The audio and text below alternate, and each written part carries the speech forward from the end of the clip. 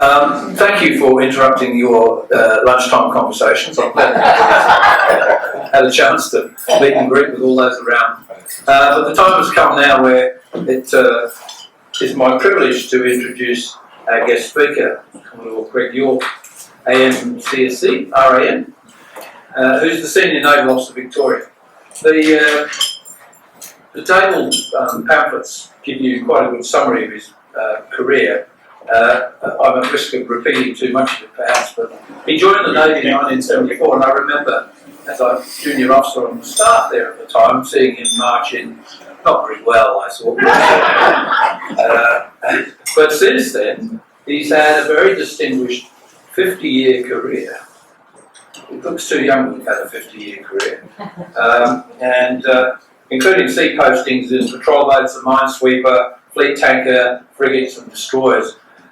He's a qualified principal warfare officer. He served in a British destroyer from 85 to 87 as the gunnery officer.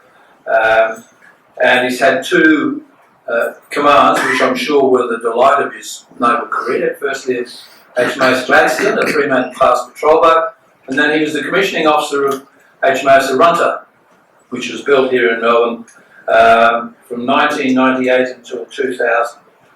As a captain, he served as the Chief of Staff Operations in Maritime Headquarters in Sydney, where he was awarded a Conspicuous Service Cross for his leadership during Operation Falconer, which was the war in Iraq in 2003. He transferred to the Active Reserve in 2006 and then had a second career, if you like, as a management consultant, which included some work with Navy.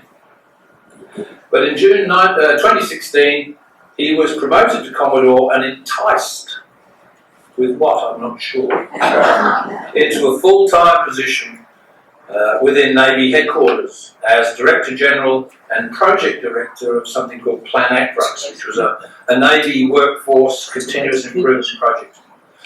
Quite a mouthful, but a very important project at the time. In 2018, he was appointed by the Chief of Navy as the Senior Naval Officer Victoria. And in 2022, he was awarded as a member of the Order of Australia in the Queen's Birthday Honours.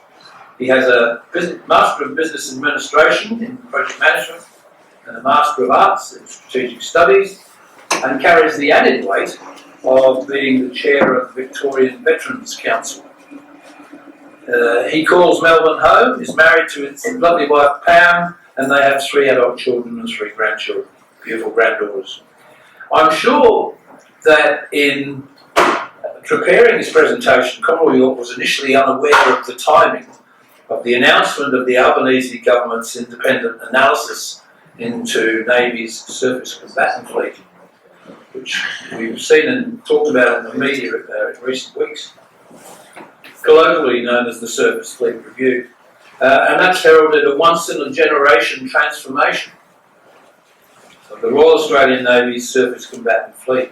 So I appreciate you've probably adjusted your talk to take account of what this means for the shape and capability of the RAN in the years ahead, even though there are still many aspects of this review and the precise nature of the vessels to be acquired that are still not decided.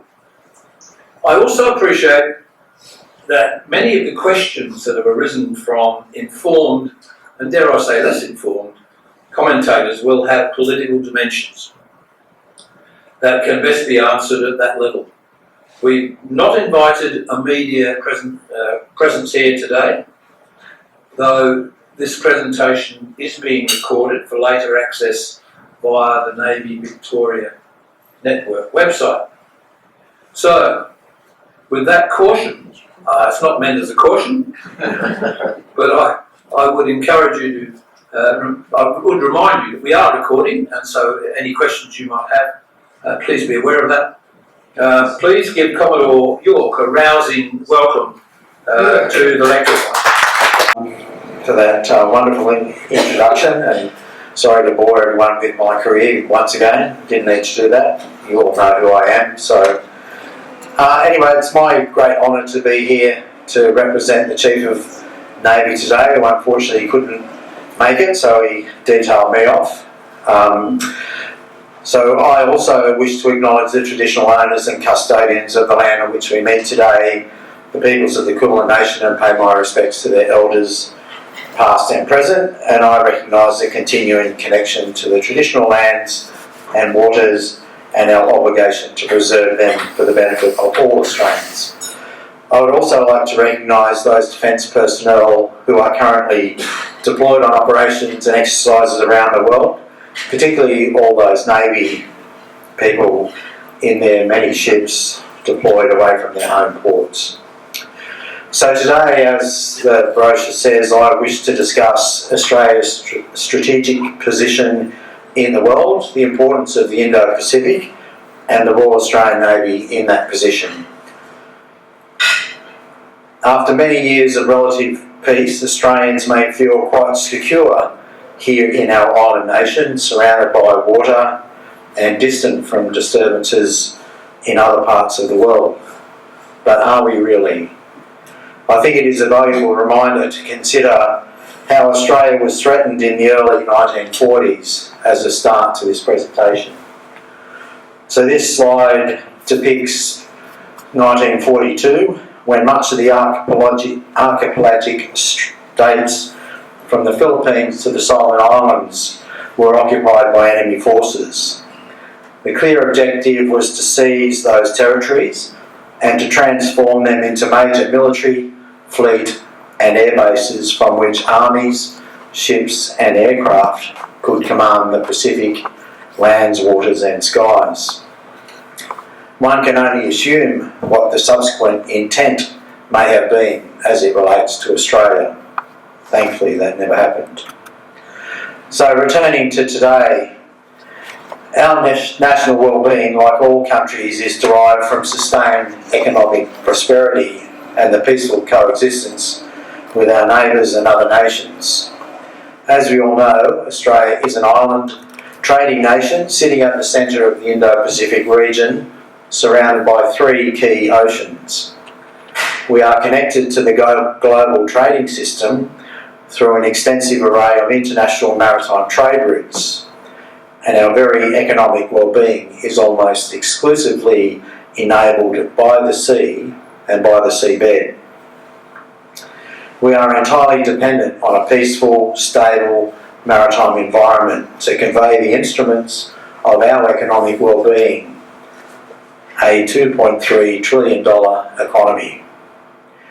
Australia relies on imports and exports across the seas of the Indo-Pacific, and we are almost totally dependent on the uninterrupted use of seabed cables to animate the financial and communication systems that connect us to the world. For Australia, maritime trade is the source of national prosperity. It is what enables our governments to build schools and hospitals. It is what enables businesses to offer well-paid and fulfilling employment. In short, maritime trade underpins the quality of life that we all enjoy. Maritime trade plays the role it does because it is seen as being reliable and efficient. It is such because of the historic relative safety and security of the maritime environment. That environment is enabled by a shared global value for the safety of life at sea and for the rule of law, be it common law, international law, admiralty law, or the United Nations to the Convention on the Law of the Sea. This system is regularly referred to as the rules-based order. The rules-based order is in actuality anything but simple. It is a complex and sophisticated fabric of treaties and laws, all enabled by nations and organisations intent on behaving in a way that supports the freedom on the seas.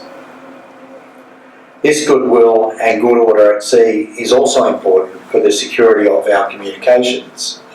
99% of our communications with the world passes through only some 24 undersea or submarine cables, most of these with little or no protection from attack. Those of us who understand that Australia derives its well-being from the system from this system are alarmed that today the norms are being challenged. Many of us are concerned that the right to peaceful coexistence with other nations can no longer be assumed. The stability of the Indo-Pacific region is Australia's strategic priority, and as previously stated, Australia lies at the centre of this region, at the fulcrum between the Southern Ocean, the Indian Ocean and the Pacific Ocean. Since the end of World War II, our region has enjoyed a significant period of stability and prosperity spanning those decades. But it did not come about by chance. It was not an accident. Safeguarding the stability and cooperation between nations which created these conditions of prosperity requires a concerted and continued effort. And Australia, in particular the Australian Defence Force, has always fostered close relationships with our Indo-Pacific partners in an attempt to maintain that stability. In 2020, the release of the Defence Strategic Update and the Force Structure Plan clearly identified that Australia is now experiencing the most competitive strategic environment since the 1940s across our region. The update stated this: our region is in the midst of the most consequential strategic realignment since the Second World War, and trends, including modernisation, technical disruption and the risk of state-on-state conflict, are further complicating our nation's strategic circumstances. The Indo-Pacific is at the centre of greater strategic competition, making the region more contested and apprehensive. These key documents signalled the government's intent for the Australian Defence Force to be significantly upgraded and modernised, and reaffirmed the maritime forces are key to Australia's ability to project military power and to deter actions against our interests. As a consequence, Australia embarked on the largest renewal of its naval fleet since World War II. The renewal aimed to develop a sovereign shipbuilding capability and to prepare for scenarios in which Australia might be called upon to defend itself or to deter aggression. The 2020 Force Structure Plan was first modified with the historic announcement in September 2021 to advance Australia's strategic ties with the United Kingdom and the United States, with the formation of the Enhanced Trilateral Security Partnership known as AUKUS. The AUKUS aim is to deepen collaboration on a range of important security and defence capabilities. Australia's commitment to this goal has required the government to reassess its capability needs so that the ADF can continue to protect the region and Australia and its national interests. As we know, one of the most important initiatives under AUKUS for Australia is to acquire a nuclear-powered conventional submarine fleet for operation by the Royal Australian Navy. This was known as Pillar 1 of AUKUS. Vice Admiral Jonathan Mead, AO RAN, delivered the Nuclear Powered Submarine Task Force report in mid-2023. This AUKUS nuclear-powered submarine pathway delivered the extensive requirements that underpin our future nuclear stewardship, including safety, disposal, regulation, environmental protection, training facilities, basing, workforce and force structure. AUKUS Pillar 2 will bring a collaboration on joint capabilities and interoperability, initially focusing on cyber capabilities, artificial intelligence, quantum technologies and additional undersea capabilities. These decisions will enhance Australia's ability to deter and respond to the regional security challenges. Australia, through AUKUS, will also invest in the enhancement of our long-range strike capability, including the purchase of Tomahawk cruise missiles for the Hobart-class destroyers, and the Joint Air-to-Surface Extended Range Standoff Missile for the Air Force. In 2023, the Defence Strategic Review was a further modification to that 2020 strategic update.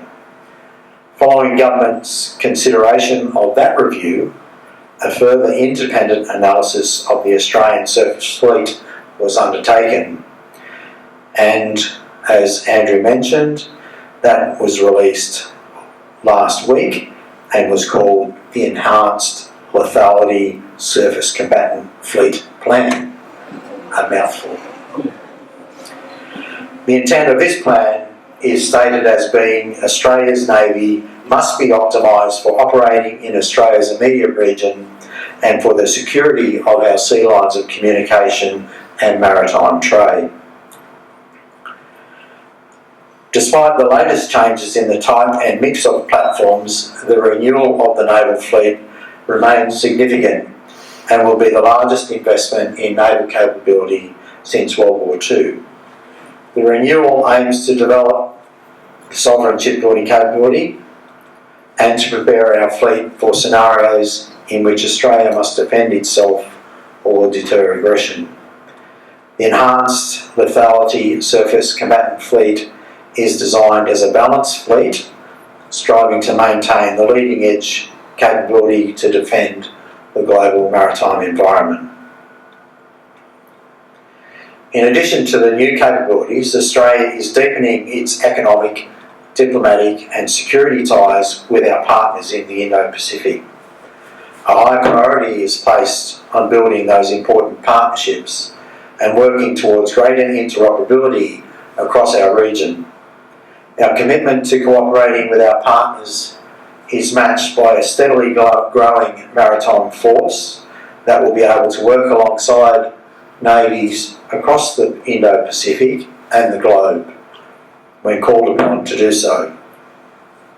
At the forefront of our partnerships is the quadrilateral agreement between Australia, India, Japan and the United States. Our partnerships are supported through high-level dialogues at senior government levels and diplomatic visits supported by joint defence activities and exercises. Standing together with our regional partners, the Royal Australian Navy has an important role to play to deter destabilising actions, and through diplomacy contribute to the international maritime security of the region. Doing so, we're safeguarding the rules-based international order in the region, which is vital. Australia maintains a steadfast commitment to the global laws and norms that contribute to maintaining the rights of all states, big and small.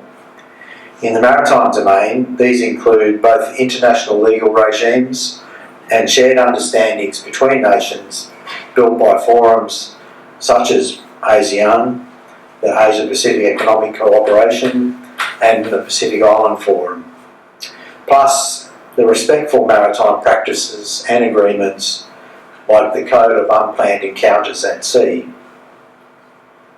Australia continues to take action toward an open, prosperous and inclusive international order to promote international trade and global security and economic prosperity.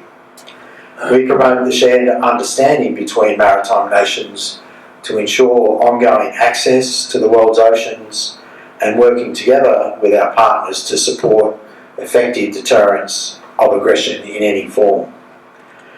Maritime security through mutual understanding and agreement will set the conditions for regional and global order. Events such as the International Maritime Security Symposium, the International Sea Power Symposium, and indeed the RAN's own Sea Power Conference act as unique platforms through which maritime nations can gain valuable insight and understanding into the unique capabilities and characteristics of our shared region.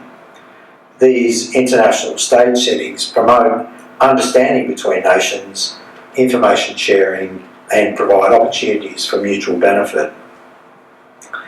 Despite all this work, freedoms in the maritime domain in the Indo-Pacific can no longer be assumed.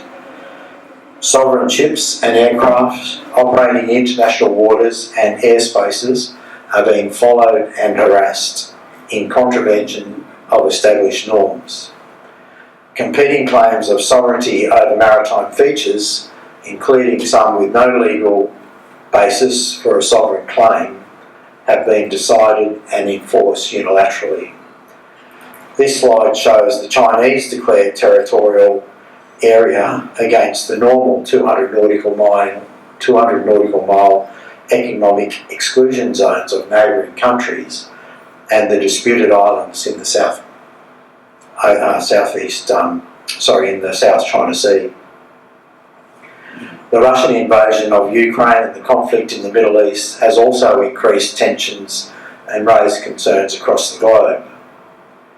Our globally connected maritime trading system operates for the benefit of us all, but it is global, and disruptions have real-world consequences that ripple across the entire system. So the world is changing. The importance of the Indo-Pacific's role in assuring Australia's future economic well-being will not diminish and is as great a concern now as it was in the 1940s. The RAN will continue to be an active advocate for stability, security and sovereignty in our immediate region, operating with our partners across the Indo-Pacific in the pursuit of peaceful coexistence. Those strong and trusting relationships with our allies, friends and like-minded partners ensure that we can work in multinational task forces to achieve a commonality of purpose within that international rules-based order. Thank you.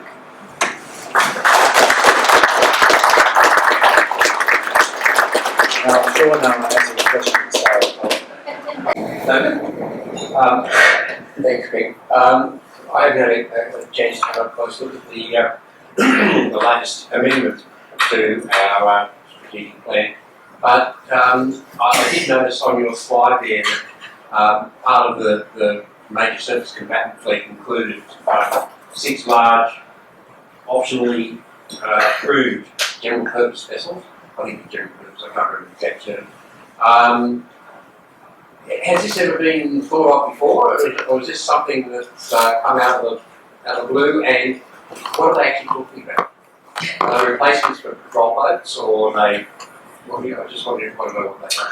So my understanding of the intent, David, and look, I've only read the document. It's not very big. It's only less than 20 pages. So there's no in-depth analysis provided as yet that I'm aware of. I'm sure other people have been briefed more fully. But as I understand it, the intent is that these are essentially remote controlled vessels which will follow around the fleet, and in them will be large numbers of missiles. So essentially it's the,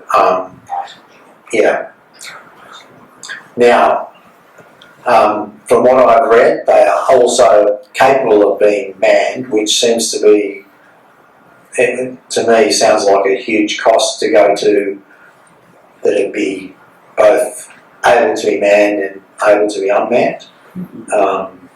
But I guess the intent is to keep those training platforms out there, giving people experiences at sea. But yeah, the idea is that they will sometimes be manned and sometimes not be manned. I can just add a little bit to that. They are primarily meant to address what has been criticised as a lack of missile capacity in our surface combatants. And effectively they're floating missile armories which can be launched. They must operate in conjunction with the Hobart class or their successor, and those ships can launch missiles remotely using a technical CEC. We have seen unmanned vessels though, operating, US unmanned vessels operating indeed in Sydney Harbour in recent times. I don't know what their role is. No, they brought out a fleet. I think this is what prompted the idea, is that the US had bought, I think it was 5-something vessels in the fleet that were all remotely controlled, sailed from the west coast of America out to Sydney and returned without anyone on board. No, surely. Don't need to worry about shore leave. Peter, Thanks, Rick. I wanted to read that report, that's good. AUKUS, there's been chatter about expanding the membership to embrace New Zealand, Japan, perhaps South Korea. Can you comment on that? Yeah, look, I'm not close to any of those decisions or discussions, Peter, but yes, New Zealand certainly has been considered. I'm not sure I'm sure they have a contribution, but I know that they're thinking of being much more, again, closely aligned to what we're doing in Australia. Not Pillar 1, Yeah, and a replacement. Forget what they're called now, the light destroyers.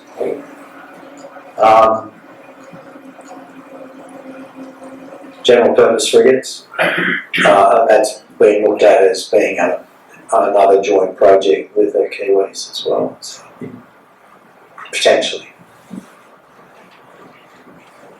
can I chip in while others are thinking? Obviously the costs are enormous, and the manpower costs are enormous as well. I haven't read the report, so I don't really know how much it addresses our ability to find the manpower to man a fleet like that in the unmanned bits, let alone nuclear submarine capability. So I get a sense it doesn't mention that. It also seems not to mention any of the key enablers to the combatant fleet, i.e. our amphibious ships and those that might replace the older ones, or indeed our replenishment ships, which are relatively new at the moment, but will get older with time. Did you see anything about it? It is, I took it away, it is specifically targeted at the surface fleet, so there's nothing in there about support vessels at all. Similarly, in relation to the workforce, there's a couple of one-liners, and that's it. I think everyone acknowledges the challenges the workforce is going to pose to us going forward, but it's not addressed within the report. Did it give you a sense of where these vessels would be based as well? I mean, one of the thoughts that goes through an old infrastructure-related head is how much more infrastructure do we need around Australia to be able to accommodate these additional ships and the crews and the training and everything else? Is there any of that feed in there? No insights whatsoever, Andrew. It as I say, it's clearly totally focused on what the surface fleet of the future might look like. Nothing about how we're going to support it, how we're going to operate it, where from. Yeah, Sheldon. Thanks. I think I know the answer to the workforce is a recruiter downstairs to organise rigging for us. But Your name's not rude, being taken, sure. on the actual surface fleet review, there was mention of the APVs, and there wasn't much in there about it. I think there's 2 or 3 that have been completed or close to completion now. But that would be the end of that project, and they'll be looking at something else. Was that correct? Yeah, so essentially they dismissed the OPVs as being constabulary vessels, and they will deliver, I think it was 6, that will almost immediately be handed on to Border Force. They won't be, because they will be operated by Navy for a short while until we get the general purpose frigates.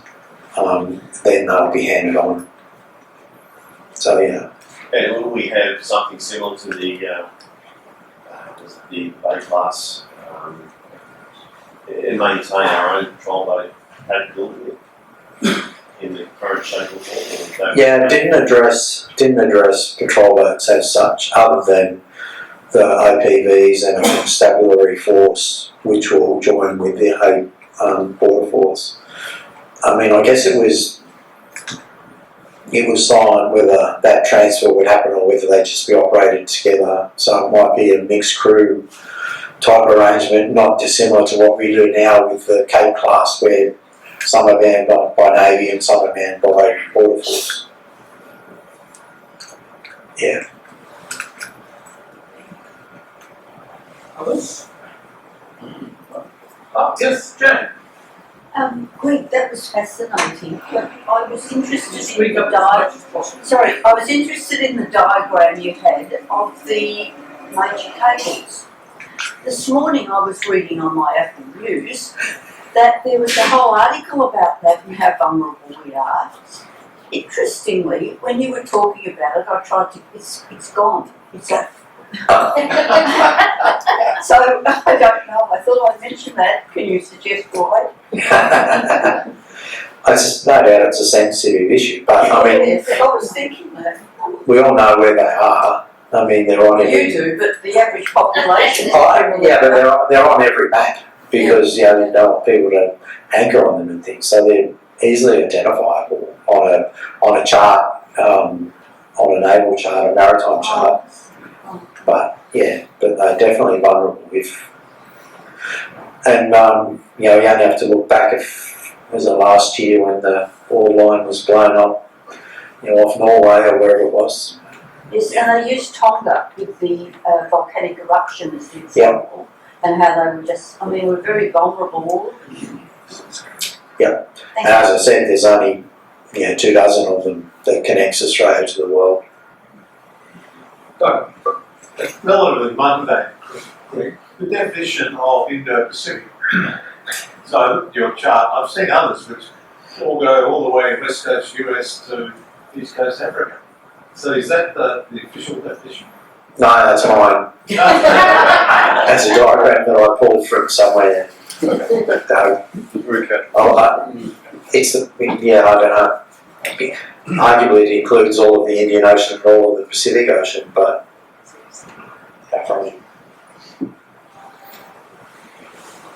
All right, well, I think I'll just step in here if I may, so people can hear me that way. I'd just like to say on behalf of everybody present, thanks Greg for your challenging and insightful dissertation on the future size and shape of the Navy, which Australia as a middle power in the Indo-Pacific century seems destined to acquire. The thought struck me as I was thinking about this. Despite Captain, later Vice Admiral Creswell's visionary ability in the period before and after Federation, I doubt that as he first formulated his views on the need for our nation to have an independent Navy, he could have conceived back then the numbers of ships, submarines and aircraft, by the way, not yet invented, in the RAN, and the capabilities and firepower they can deliver in the way that we now see ahead of us. He would be blown away, as they say. There are many challenges ahead, which various commentators have acknowledged, not least, as we said, the ability to raise, train and sustain the workforce necessary to operate and support these increasingly complex platforms. I think we've covered some of those in the questions. But thank you again for your very enlightening book. And for those of us who had not read the review, it was even better to get a more detailed insight into what